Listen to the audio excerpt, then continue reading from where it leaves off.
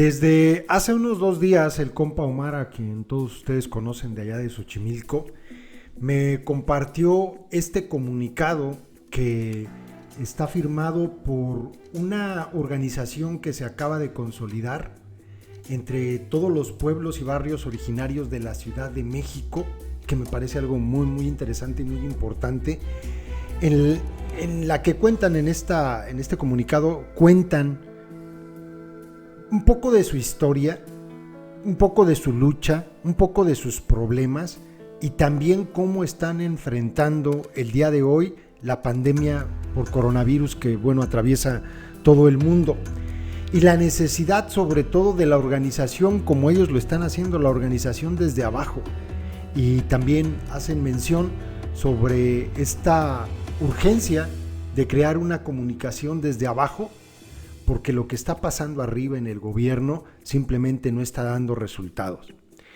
Entonces, comparten este texto, yo lo voy a leer íntegro, son 10 páginas, le voy a poner, son como unas 9 porque al final viene toda la literatura citada que ellos van compartiendo. Le voy a poner unas 2 o 3 pausas para después compartirlo con ustedes íntegro. Y dice lo siguiente: pueblos y barrios originarios de la Ciudad de México, sobreviviendo al abandono del sector salud ante un coliseo del contagio. Ya con eso, uno más o menos se da cuenta qué está pasando. 1. El origen y conformación de pueblos y barrios originarios de la Ciudad de México como organización de lucha. Esto es muy importante, esto me parece que no tiene antecedentes y me parece muy bueno. Así tiene que ser la organización. El pasado 14 de marzo del 2020, vecinos de diversos pueblos y barrios originarios pertenecientes a las alcaldías Álvaro Obregón, Azcapotzalco, Coyoacán, Coajimalpa de Morelos, Iztapalapa, Milpa Alta, Tláhuac, Tlalpan y Xochimilco, nos conformamos como una organización que busca defender los derechos de nuestros pueblos y barrios en toda la Ciudad de México ante la traición y negativa por parte de los representantes populares, diputados, senadores, alcaldes, etcétera, de defendernos de las recientes modificaciones y aprobación de leyes y reformas que no han sido benéficas para nuestras comunidades y que, por el contrario, han sido ataques constantes y permanentes para desaparecernos de un plumazo como pueblos originarios y con ello abrir paso a todos los acuerdos y proyectos que tienen con las grandes inmobiliarias nacionales e internacionales, Walmart, Amazon, Televisa, TV Azteca, entre otras. Señalamos que nos hacen valer de la normatividad que contempla, valer de la normatividad que contempla el reconocimiento y derecho de los pueblos originarios contemplados en el artículo 2 de la Constitución Política de los Estados Unidos Mexicanos y de los artículos 56, 57 y 58 de la recién creada Constitución Política para la Ciudad de México, ante cualquier institución o dependencia del gobierno y cargo de elección popular. La batalla contra las leyes secundarias mismas que han sido impuestas sin consultar a nadie violan los derechos de los pueblos y barrios originarios de la Ciudad de México. La Ley de Participación Ciudadana, la Ley de Pueblos y la Ley de Planeación del Desarrollo fueron presentadas y aprobadas el año pasado, la primera en agosto de 2019. Ello trajo como consecuencia el acercamiento de vecinas y vecinos de diversas alcaldías de la metrópoli mexicana, sumando fuerzas y simpatías por la defensa de los derechos de los pueblos originarios. Con nuestra lucha obtuvimos una contundente victoria al ganar la impugnación contra la elección de comisiones de participación comunitaria, COPACOS, el pasado 5 de marzo, donde los magistrados de la Sala Regional Ciudad de México ordenaron cancelar la elección para los pueblos originarios de la Ciudad de México, dado que dichas representaciones atentaban contra el derecho de los pueblos a su autodeterminación. A pesar de ello, en un número importante de pueblos y barrios originarios, la elección de COPACOS siguió adelante, por lo que desde la Coordinación de Pueblos, Barrios Originarios y Colonias de Xochimilco, se emitió una convocatoria el pasado 12 de marzo de 2020 para realizar un acto público para señalar y repudiar las atribuciones unilaterales que tomó el Consejo General del Instituto Electoral de la Ciudad de México pues solo reconoció a 48 pueblos originarios en la Ciudad de México, dejando fuera un aproximado de 130 pueblos y barrios originarios. A esta convocatoria asistieron las y los camaradas que se han sumado a la batalla contra dichas leyes. Sin embargo, la diputada Donagia Olivera Reyes y el alcalde de Xochimilco, José Carlos Acosta Ruiz, ordenaron golpear a los miembros de la coordinación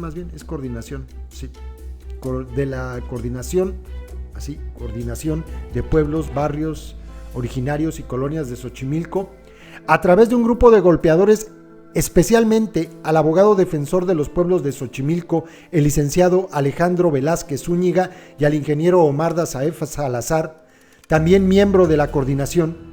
El evento, convocado a las afueras del Instituto Electoral de la Ciudad de México, terminó con empujones y la persecución de varios pobladores de Xochimilco. Afortunadamente, el grupo dirigido por Donagia no logró su cometido. La agresión vivida generó furia en los vecinos mismos, que plantearon la necesidad de conformar una estructura de organización amplia y democrática para coordinar y organizar las batallas contra las amenazas en contra de nuestros pueblos y barrios. Derivado de lo anterior, nos reunimos las personas que hemos luchado contra los ataques orquestados desde el Parlamento Legislativo de la Ciudad de México y acordamos conformarnos como una plataforma organización que va a luchar en favor de los derechos colectivos de nuestras comunidades, sumando fuerzas, ya que la participación amplia nos va a fortalecer en todos los sentidos. Somos nosotros, como plataforma de lucha, quienes firmamos el presente documento en el que nos posicionamos en estos tiempos de pandemia y cuarentena. La cronología del COVID en la Ciudad de México. El pasado 28 de febrero, el subsecretario de Prevención y Promoción de la Salud, Hugo López-Gatell Ramírez, anunció el contagio de un hombre de 35 años en Ciudad de México que arribaba al país luego de estar de viaje por Italia, ya que se realizó la prueba luego de presentar los síntomas de este virus. Para el 16 de marzo del 2020, la Secretaría de Salud anunció la implementación de la Jornada Nacional de Sana Distancia como medida preventiva. De esta manera, se suspendieron temporalmente las actividades no esenciales. Ir a la escuela, conciertos, eventos deportivos, entre otros, mismos que se reprogramarían al superar la etapa de cuarentena con el famoso quédate en casa. López-Gatell en un primer momento anunciaba que la medida quédate en casa concluiría para el 19 de abril. Sin embargo, esta fecha ha quedado rebasada y se prolongó hasta el 30 de mayo como posibilidad para comenzar a reanudar las actividades en caso de que los números de enfermos por COVID-19 no aumenten. Se deja al descubierto la precariedad laboral y de vida. Las alcaldías Iztapalapa, Gustavo Amadero y Tlalpan son las demarcaciones que mayor número de casos confirmados por contagio de COVID han tenido. Estas tres alcaldías suman un porcentaje aproximado del 38.5% del total de casos que se han contabilizado para la Ciudad de México, según una nota publicada en el portal de Aristegui Noticias. No todos hemos vivido de la misma forma la cuarentena y la pandemia. No es casualidad que la alcaldía Iztapalapa se encuentre al frente de los números, ya que es una de las alcaldías más marginadas y olvidadas por los gobiernos. Existe carencia de agua, que en este contexto de crisis sanitaria se hace de vital importancia para poder llevar a cabo uno de los principales protocolos sanitarios, como lavarse las manos. Pero es justo en estas demarcaciones donde más se les ha exigido a los trabajadores a continuar con sus actividades laborales. Así, la precariedad laboral sigue siendo de las suyas. Lo anterior lo podemos ejemplificar analizando la actividad comercial y la aglomeración de personas en uno de los tianguis más grandes de la capital mexicana. Nos referimos al tianguis de Santa Cruz Mellehualco, perteneciente a Iztapalapa, donde las ventas tienen que continuar porque quienes laboran en dicho tianguis viven al día, lamentablemente. Por otro lado, el periódico Excelsior publicó una nota referente al anterior párrafo. Según la declaración de la alcaldesa de Iztapalapa, Clara Marina Brugada Molina, se redujo casi a la mitad este tianguis. De tener una cifra de 96,000 personas en dicho tianguis, ahora solo se tienen 56,000 personas. Además, no dejamos de señalar que son personas que tienen que trabajar por su propia cuenta. No están en el hogar realizando trabajo en casa, home office, y recibiendo un salario, sino que tienen que ir a las calles para llevar la comida a la familia. Este tipo de hechos muestran con mayor fuerza las contradicciones inherentes al desarrollo urbano o a la construcción misma de las ciudades. Las llamadas periferias, donde se ubican los pueblos y barrios originarios de los centros financieros o económicos, donde están las torres de oficinas o centros de trabajo, están sujetas a condiciones más difíciles para protegerse frente a las crisis sanitarias. Mientras el transporte público se encuentra saturado, las vialidades para automóviles particulares, que representan una verdadera minoría en la ciudad, se encuentran libres. Mientras grandes edificios y nuevos desarrollos inmobiliarios cuentan con cisternas o con la posibilidad de pagar pipas de agua, los pueblos y barrios originarios están sujetos al suministro de agua por tandeo, un tandeo además incierto. Todo esto muestra que, como en el Coliseo romano, al salir a la calle, ir al trabajo para obtener los medios de subsistencia, se avienta a los más desfavorecidos del sistema a la arena del contagio, a su suerte, a luchar entre la vida o muerte. Qué fuerte. Y sí, las contradicciones del gobierno y sus otros datos y la necesidad de arreciar las campañas de comunicación desde abajo. En los primeros días de marzo, López-Gatell estuvo declarando que el uso de cubrebocas no sirve para prevenir el contagio de coronavirus. Ha tenido que ocurrir una serie de eventos que más adelante comentaremos, que han obligado al subsecretario de Prevención y Promoción de la Salud a recular sobre sus declaraciones acerca del uso de cubrebocas. Basta recordar una fotografía que se viralizó en redes, donde se muestra una aglomeración importante de ciudadanos esperando el metro en la terminal Pantitlán. Mientras para gobiernos de otros países e incluso para el gobierno de la Ciudad de México son medidas protocolarias el uso de cubrebocas para mitigar la propagación del virus, en México la medida fue tardía y aún no plenamente reconocida por el gobierno federal. Recordemos las declaraciones de López-Gatell en distintas conferencias de prensa, como la del 3 de abril. Se abren comillas, esto lo dijo Gatell: cubrebocas no ayudan a protegerse del coronavirus. La fotografía de las personas aglomeradas esperando el metro han provocado que se cambie de opinión y medidas sanitarias. Ahora tenemos que, para subirse al metro, es obligatorio el uso de cubrebocas. Pues no, que no servía. Para el 29 de abril declaraba Gatell: usar cubrebocas puede ayudar, puede disminuir la transmisión de la infección. Pues no, que no servía. Por otra parte, si bien la telenovela de las 7 ha sido el medio de difusión central del gobierno federal, es claro que una conferencia de prensa de carácter técnico y científico, aun cuando sea llevada a cabo diariamente, por sí sola no es suficiente para que toda la población comprenda las distintas aristas, problemáticas y medidas de salud relacionadas con la pandemia, lo que obligaría a generar una estrategia desde abajo en términos de comunicación y salud. Le pongo una pausita. Bien, continuamos. Alcaldía Azcapotzalco, gobernada por Llerena Morales, de Morena, Vidal Llerena Morales. Azcapotzalco cuenta con 25 pueblos y 7 barrios originarios, siendo la alcaldía con el mayor número de pueblos originarios. Sin embargo, debido a la industrialización y a la cercanía con el Estado de México, es la alcaldía que más urbanización ha sufrido desde la colonización. La alcaldía Azcapotzalco ha sido gobernada por distintos partidos políticos tales como el PRI, el PAN, el PRD y ahora Morena, viendo a nuestra demarcación como un botín económico los que han estado al frente como gobernantes. Además, hay que sumar la voracidad de las inmobiliarias y el lucro de la necesidad por un espacio donde vivir. El tejido social se ha roto en los pueblos y barrios originarios y como consecuencia la ausencia de identidad en las nuevas generaciones, quedando solo algunas personas mayores que tienen conciencia de origen. Esto es muy grave, ¿no?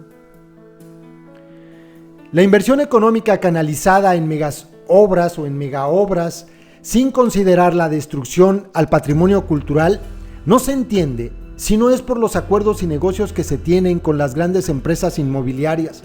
Basta con enlistar algunos proyectos en puerta, como la construcción del Tecnoparque en terrenos del pueblo de Santa Bárbara, la Arena Ciudad de México por el Grupo Salinas, en contubernio con el jefe de gobierno Marcelo Ebrard Casaubon, de entonces y ahora canciller del gobierno actual.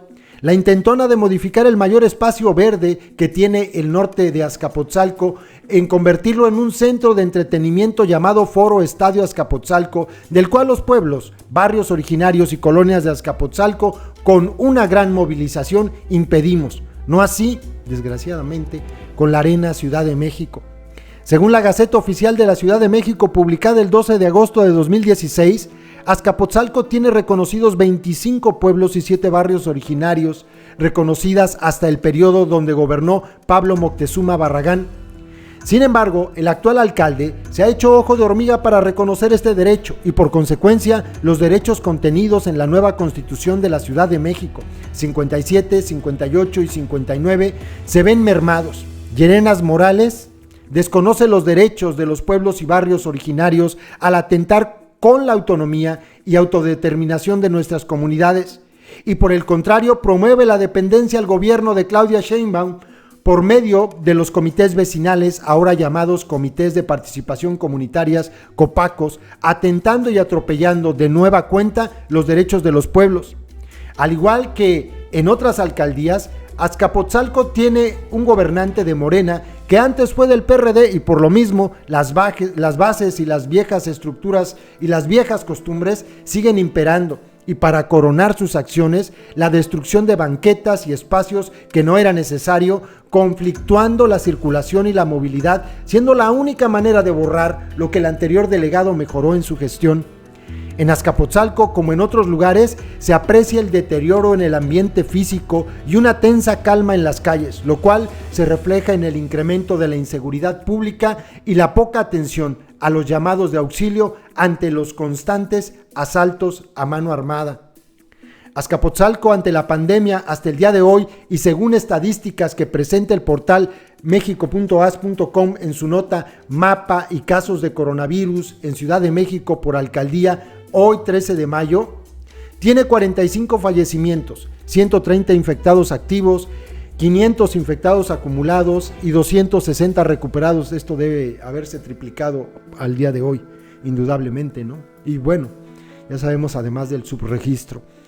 Ha disminuido la movilidad, el transporte público y privado ha disminuido.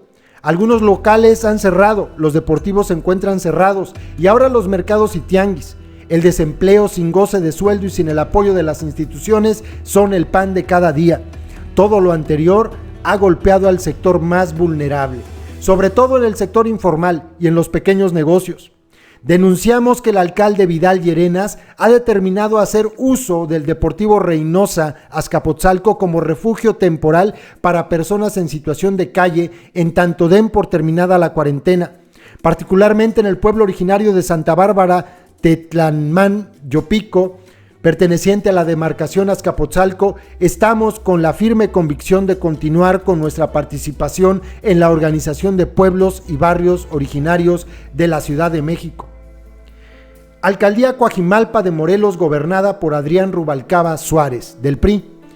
Coajimalpa de Morelos tiene 5 pueblos originarios, 4 de ellos reconocidos por el Instituto Electoral de la Ciudad de México y 1 reconocido en un litigio contra acciones de la alcaldía por el Poder Judicial de la Ciudad de México. Los 5 pueblos originarios están inmersos en un conflicto socioambiental causado por el uso ilegal de los recursos naturales en sus territorios, en especial el agua y los bosques, ubicados en suelo de conservación que, mediante argucias y chicanas, se ha convertido en suelo urbano.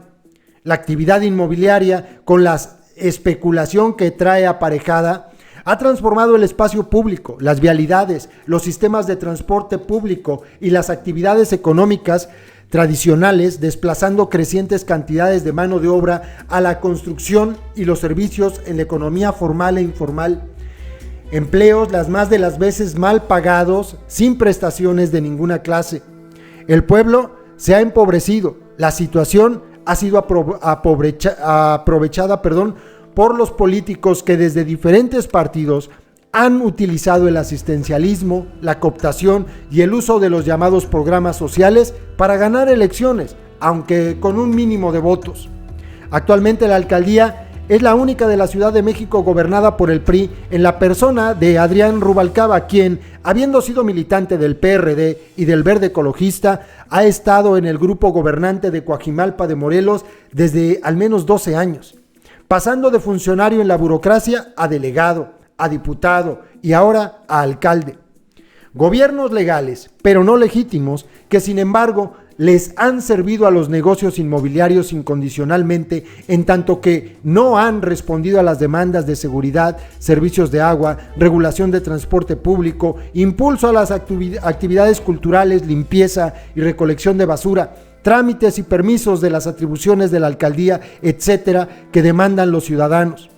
La organización política interna en los 5 pueblos de Coajimalpa se podría encuadrar en 2 partes. Por un lado, San Lorenzo Acopilco y San Mateo Tlaltenango, por la característica de ser ejidos y comunidades agrarias, mantienen una asamblea comunal para la toma de decisiones. En este contexto, el reto es democratizar esos espacios para que las decisiones que se tomen sean en función de los intereses colectivos y del cuidado de los recursos naturales, además de reforzar las asambleas informativas de todos los habitantes para que éstas tengan vinculación en la toma de decisiones. En los pueblos de San Pablo, Chimalpa, San Pedro, Coajimalpa y Contadero, el reto es la reconstitución de las asambleas comunitarias como máximo órgano de decisión. Lo que es un reto para los 5 pueblos es la concientización de la mayoría de la población para caminar a un 4º nivel de gobierno. Esto es muy interesantísimo. Y luego dicen que no hay otra forma. Bueno, esta es otra forma. No estamos hablando de lugares donde haya 10 habitantes o 100 o 1000. No, están súper poblados. O sea que la organización que se ha creado en algunos pueblos, por ejemplo aquí mencionan San Lorenzo Acopilco y San Mateo Tlaltenango, a base de asambleas comunales, comunitarias, pues ha funcionado. Ahí van avanzando. Se puede hacer. Estos pueblos originarios de la Ciudad de México deben tener más población que cientos, a lo mejor miles de pueblos, no a lo mejor, que miles de pueblos en todo el país. Así es que sí se puede. En lo específico, cada uno de los 5 pueblos tiene conflictos que lo caracterizan.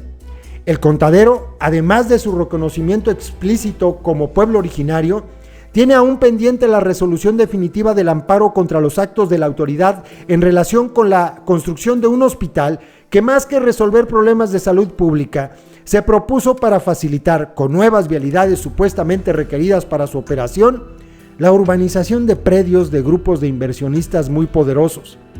San Pedro Coajimalpa, al ser el asiento del aparato político-administrativo de la alcaldía, está en permanente tensión por el uso del espacio público con fines de las fiestas y tradiciones del pueblo, porque la alcaldía ve en las celebraciones una oportunidad de recaudación de fondos para sus propios fines.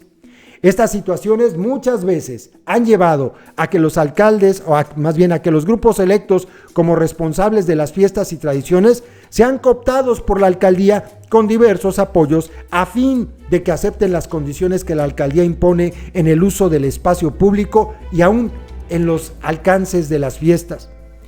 Debe señalarse que San Pedro Coajimalpa, como Contadero, tienen totalmente urbanizado el territorio que se les ha reconocido en la cartografía electoral. No obstante, en terrenos aún sin construcciones hay agricultura tradicional, colecta de agua de lluvia para producir alimentos diversos, árboles frutales en producción, aves de corral e invernaderos, actividades desarrolladas como iniciativas de algunas familias del pueblo. San Mateo Tlaltenango, San Pedro Chimalpa y San Lorenzo Acopilco aún poseen terrenos de suelo de conservación y uso agrícola. En ellos la problemática es la presión de los especuladores urbanos para convertir el uso actual de suelo en suelo urbano, el despojo de los manantiales de agua y su destrucción al talar bosques para dar paso a obras de infraestructura y megaproyectos como el tren interurbano de la Ciudad de México a Toluca. Si bien en los 5 pueblos de Coajimalpa el suelo de uso agrícola es casi inexistente, lo cierto es que San Lorenzo Acopilco, San Pablo Chimalpa y San Mateo Tlaltenango, el suelo forestal catalogado como suelo de conservación ecológica, aún es parte importante de su territorio, el cual se ve amenazado por la desmedida expansión de la mancha urbana, aunado al daño irreparable causado por el tren interurbano México-Toluca. En cuanto al territorio forestal de los pueblos de Coajimalpa de Morelos, hay polígonos sobre los cuales se mantienen vacíos jurídicos que alimentan la ambición de particulares y el conflicto de límites. En 2017, esta situación dio origen a las siguientes declaraciones. Le pongo otra pausita. Continuamos. Las declaraciones, ahí me quedé. Por la utilidad pública y alto valor ecosistémico que representan los bosques de San Lorenzo Acopilco, de El Ocotal y El Cedral, estos deben ser conservados como un área natural protegida independientemente de quién o quienes sean los propietarios, señaló la diputada Ana Juana Ángeles Valencia. Los bosques de El Cedral y El Ocotal, por su gran valor ecológico, al estar densamente poblados por vegetación de coníferas, deben permanecer así en beneficio de todos los habitantes de la megalópolis y no de un grupo privilegiado, sostuvo. Y colocan ahí la fuente, es la página oficial de la Asamblea Legislativa del Distrito Federal. Aunque las autoridades no han informado cuál es el nombre de la inmobiliaria que pretende construir en el Parque Ecológico El Cedral, los habitantes señalan con base en documentación que los predios pertenecen a Carlos Slim. De acuerdo con la información recabada, también es propietario de El Ocotal, un predio cercano a El Cedral, que por años también ha estado a punto de convertirse en una zona residencial.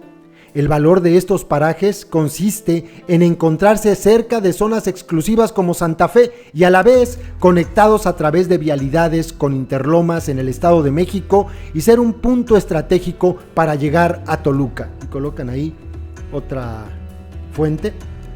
En los espacios urbanizados de estos pueblos los problemas son los mismos, así como lo son para las colonias que no son residenciales. Falta de agua, pésimas vialidades, deficiente transporte público que implica tiempo de traslado al trabajo o a la escuela extremadamente largo, inseguridad y en general malos servicios públicos.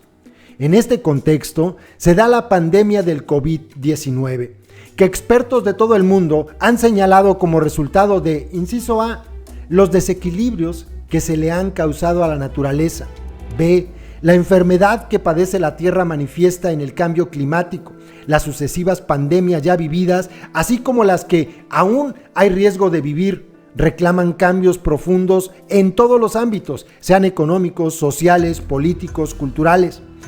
Esto los pueblos originarios lo sabemos porque hemos vivido la destrucción de nuestros territorios y la muerte por las ambiciones de dinero y poder, origen de los males que nos han traído a nuestra vida.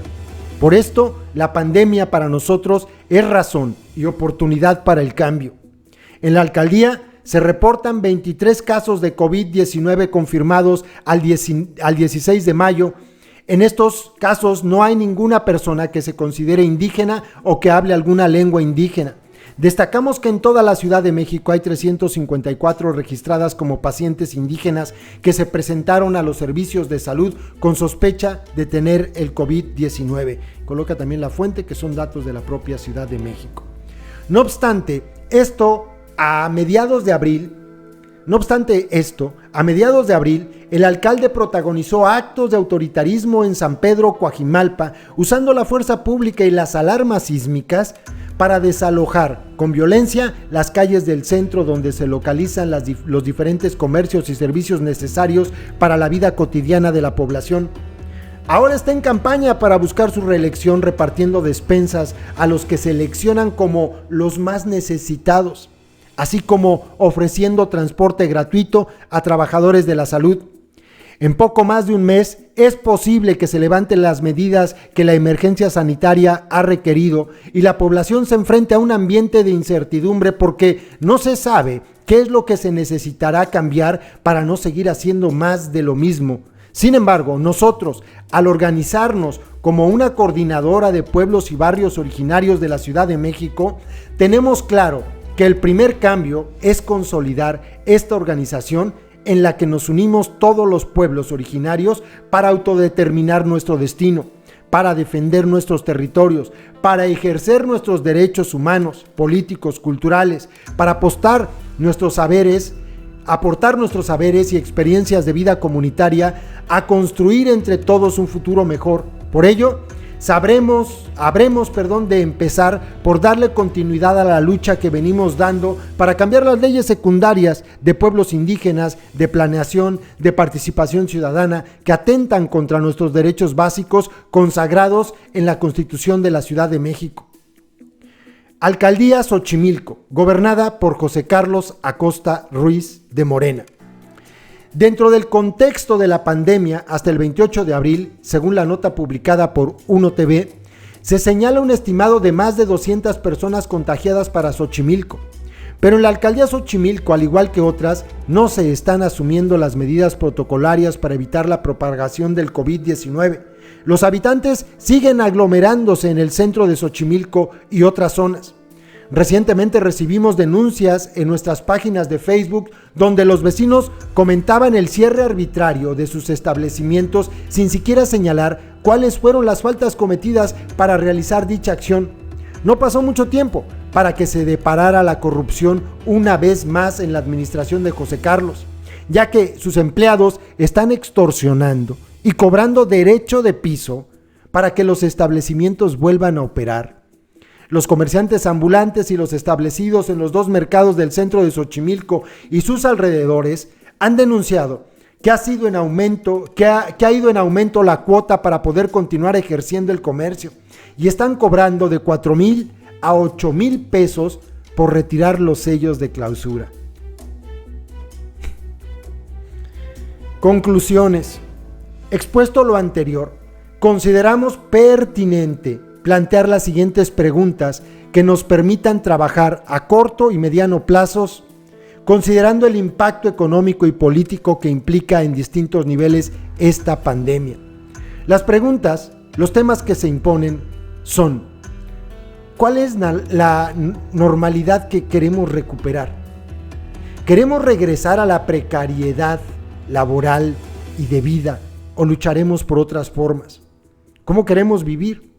Es necesario que como pueblos y barrios dialoguemos y encontremos soluciones a los problemas de salud y nos preguntemos: ¿existen suficientes clínicas, hospitales o en general acceso a la salud en los pueblos y barrios de la Ciudad de México? Es imprescindible que no aceptemos los tandeos mientras grandes desarrollos inmobiliarios puedan seguir obteniendo agua a costa de nosotros y nos preguntemos: ¿es discriminatorio el suministro de agua en la Ciudad de México? ¿Qué haremos para cambiarlo? Nuestros pueblos tienen como fundamento de organización la asamblea comunitaria, el diálogo cara a cara. Por ello, debemos empezar a pensar: ¿cómo regresaremos a nuestras asambleas sin poner en riesgo de contagio a las personas mayores o a todos aquellos que son más vulnerables a la enfermedad? Frente a una recesión y crisis económica, ¿cómo mantendremos condiciones dignas de trabajo y de subsistencia en nuestras comunidades? Hasta el momento, la institución encargada de atender a los pueblos y barrios, la Secretaría de Pueblos y Barrios Originarios y Comunidades Indígenas Residentes, se ha mostrado por completo omisa en atender de forma colectiva los derechos colectivos de los pueblos frente a los problemas económicos que se avecinan o que ya existen. Únicamente ha otorgado beneficios a los artesanos indígenas, lo cual es necesario, pero insuficiente. Está quedándose muy corta la Secretaría, de acuerdo con sus atribuciones y facultades de atender o en atender las diversas problemáticas generadas a partir de esta crisis sanitaria. La crisis ha mostrado la desigualdad en las condiciones de trabajo, la precariedad en el mismo, lo que también afecta la organización en los propios pueblos. Un trabajador o trabajadora que tiene que recorrer tramos tan largos y ocupar tanto tiempo de su vida en un transporte público de por sí saturado, tiene pocas posibilidades de participar activamente en los asuntos de su pueblo. en formar parte de la comunidad en la que vive. ¿Qué vamos a hacer para transformar las condiciones laborales, la precariedad, el mal transporte público? Por otra parte, es un hecho que la violencia en casa, la violencia doméstica, la violencia contra las mujeres ha aumentado. Las cifras ahí están presentes. Es algo que muestra la indignante situación en la cual se encuentran muchas mujeres en la ciudad y desafortunadamente también en nuestros pueblos y barrios. Debemos trabajar conjuntamente para acabar con cualquier tipo de violencia y machismo en nuestras comunidades. ¿Qué estamos dispuestos a hacer y reconocer para cambiar esta situación? Compañeras, compañeros de los pueblos y barrios originarios de la Ciudad de México, esto apenas empieza. Las preguntas están sobre la mesa. Las respuestas las daremos todos juntos.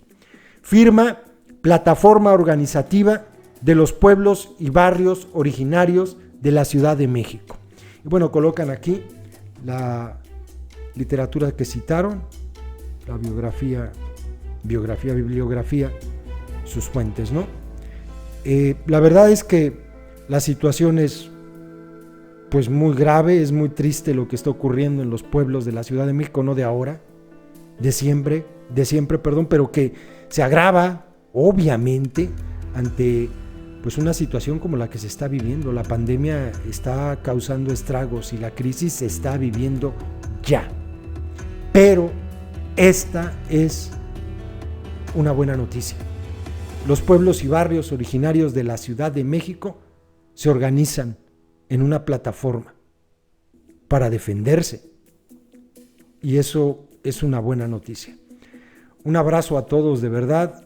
Creo que van por el buen camino y estoy seguro que van a poder resolver, pues si no todos, gran parte de todos estos problemas. Espero que todos. Y lo van a hacer porque solamente así, la organización de abajo, es como se puede lograr el cambio.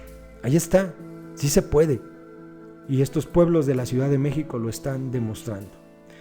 Sale, compas, ahí se los dejo. Les voy a dejar en el primer comentario del video el enlace de este comunicado de los pueblos y barrios originarios de la Ciudad de México para que lo compartan, porque creo que vale la pena.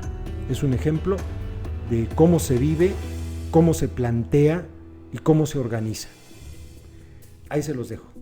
Saludos a todos.